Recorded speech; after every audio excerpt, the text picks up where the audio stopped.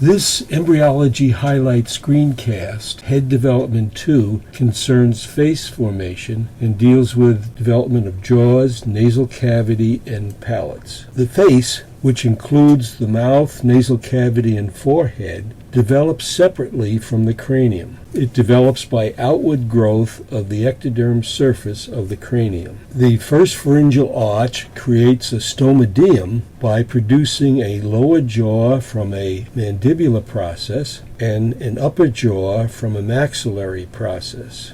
The maxillary process forms the maxillary bone. A frontonasal prominence forms a forehead, and via medial and lateral nasal processes, a nasal cavity, nose, and incisive bone. This image presents a rostral view of a developing face at early and later stages. A frontal nasal prominence forms the forehead and nose and nasal cavity. Maxillary and mandibular processes of the first pharyngeal arch form the upper jaw from the canine teeth caudally and the entire lower jaw, including the mandibular symphysis. This lateral view of an early embryo shows three pharyngeal arches in color. The first pharyngeal arch, colored yellow, is dividing into a maxillary process and a mandibular process.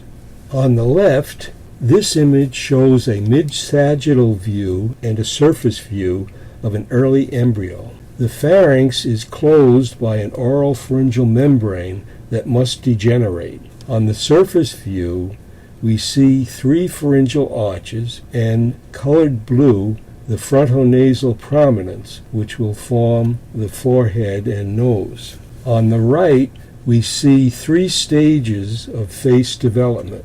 The frontonasal prominence forms the forehead, and via medial and lateral nasal processes, the nose and nasal cavity. Medial nasal processes fuse to form the incisor bone and upper lip. Bilaterally, mandibular processes of the first pharyngeal arch form the mandible and mandibular symphysis. Maxillary processes of the first pharyngeal arch form the upper jaw up to and including the canine teeth. The second pharyngeal arch gives rise to the hyoid bones. The nasal cavity is first evident bilaterally as a placode surrounded by medial and lateral nasal processes. As the processes grow, the placode becomes a nasal pit and then a nasal cavity.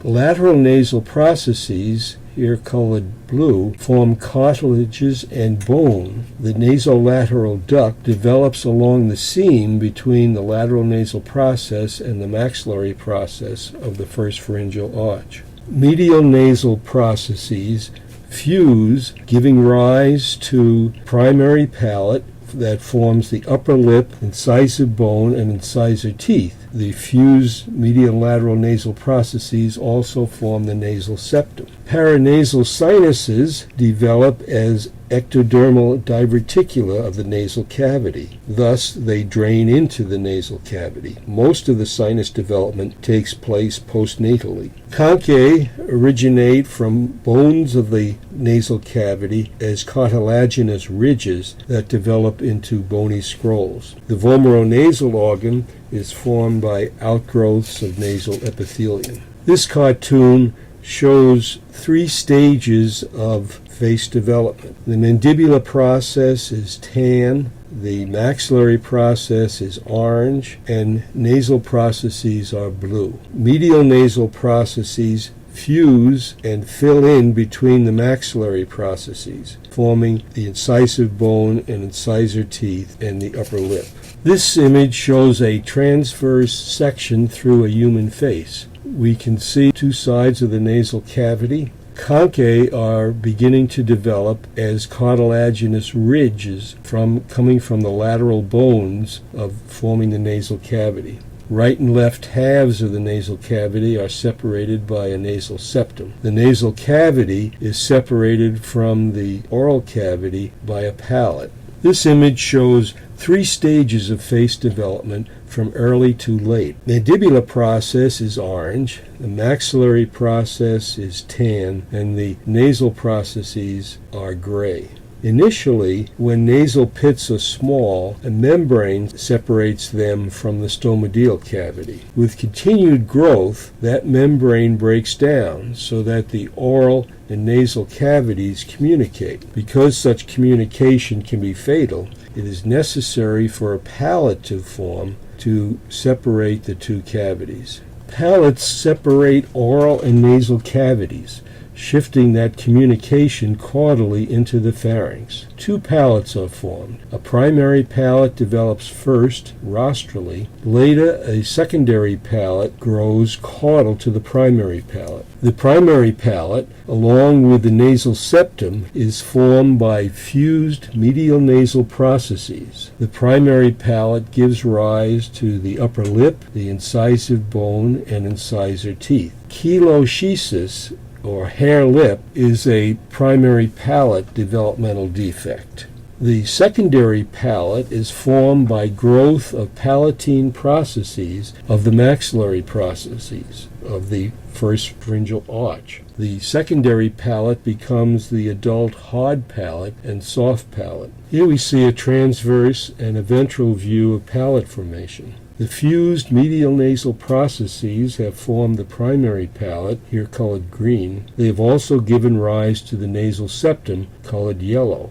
The secondary palate is being formed by growth of palatine processes. A cleft palate results when palatine processes fail to fuse. A significant defect can be fatal due to inability to suckle or subsequent inhalation pneumonia. This image illustrates palate formation. From a rostral view, we see fused medial nasal processes filling in between the bilateral maxillary processes. Below, we see 6 stages of development from a ventral view. Fused medial nasal processes form a primary palate and a nasal septum. Subsequently, a secondary palate is formed by growth of palatine processes. This image shows a transverse section through the face of a normal rat on the left, and on the right, a rat with a cleft palate. The cavities are colored yellow, the tongue is colored red. Palatine processes contact the nasal septum. They divide the nasal cavity into right and left sides, as well as separating the nasal cavity from the oral cavity. On the right, notice how the cleft palate would impair suckling because air would get in through the nose, and also how ingester could get into the nasal cavity and be inhaled, creating an inhalation pneumonia.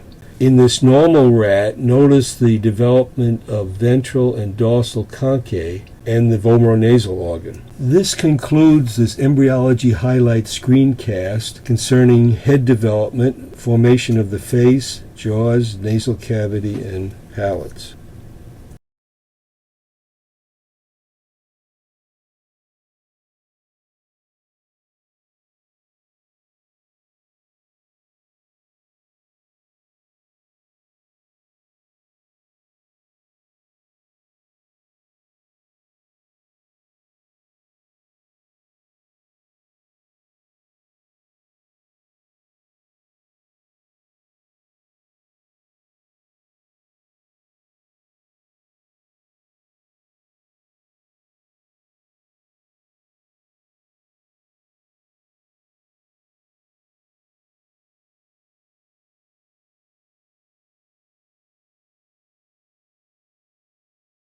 This image presents a rostral view of a developing face at early and later stages. A frontal nasal prominence forms the forehead and nose and nasal cavity. Maxillary and mandibular processes of the first pharyngeal arch form the upper jaw from the canine teeth caudally and the entire lower jaw, including the mandibular symphysis.